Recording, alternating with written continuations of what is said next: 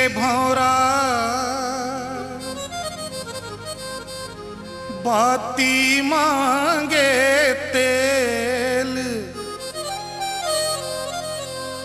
दोनों अखिया मांगे निंदिया रे बैरी, जवानी मांगे खेल। मोरी सोन चिरैया फूल कहना,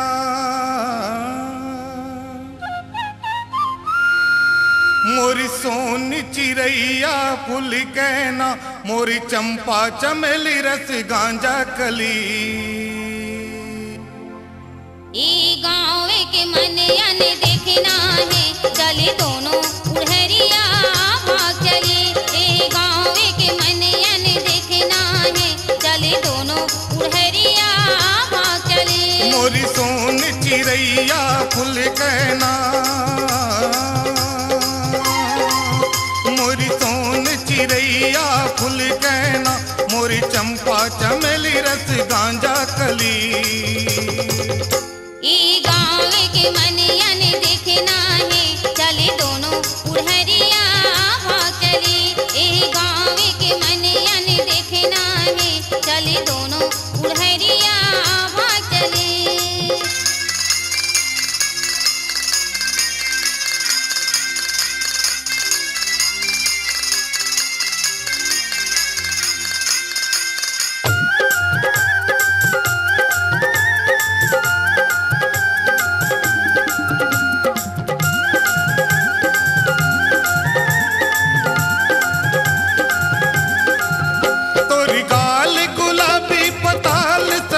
कति को भौरा झूमत रही थे, कति को भौरा झूमत रही थे, कति को भौरा झूमत रही थे।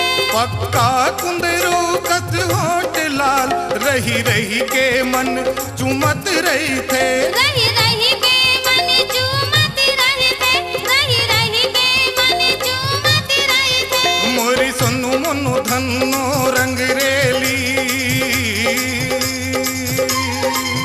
मोरी सोनू मोनू धनो रंग रेली, मोरी चंपा चमेली रस गांजा कली।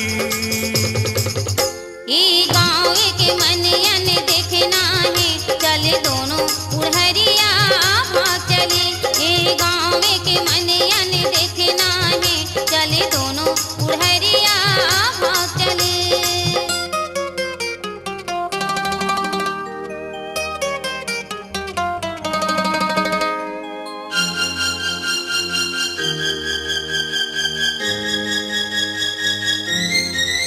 झन जाबे बाहिर तय सज धज के, तोला भूत परेत लुका दीही, मोला भूत परेत लुका दीही, मोला भूत परेत लुका दीही। अब्बड़ सुघर दिख दस बगली, तोला टोन ही मन टोन चा दीही, मोला टोन ही मन टोन चा दीही, मोला टोन ही मन टोन चा दीही। मोरी सोनू मोनू धनो हीर कहना, मोरी सोनू मोनू धनो हीर कहना, मोरी चंपा चमेली रस गांजा कली। ई गाँव के मन अन देखना है, चले दोनों उड़हरिया भाग चले। ए गाँव के मन अन देखना है, चले दोनों उड़हरिया भाग चले। मोरी सोन चिरैया फूल कहना, मोरी चंपा चमेली रस गांजा कली। ई गाँव के मन अन देखना है, चले दोनों उड़हरिया भाग चले। ए गाँव के मन अन देखना है, चले दोनों उड़हरिया भाग चले। ए गाँव के मन अन देखना है, चले दोनों उड़हरिया भाग चले। ए गाँव के मन अन देखना है, चले दोनों उड़हरिया भाग चले। चले दोनों उड़हरिया भाग चले, चले दोनों उड़हरिया भाग चले।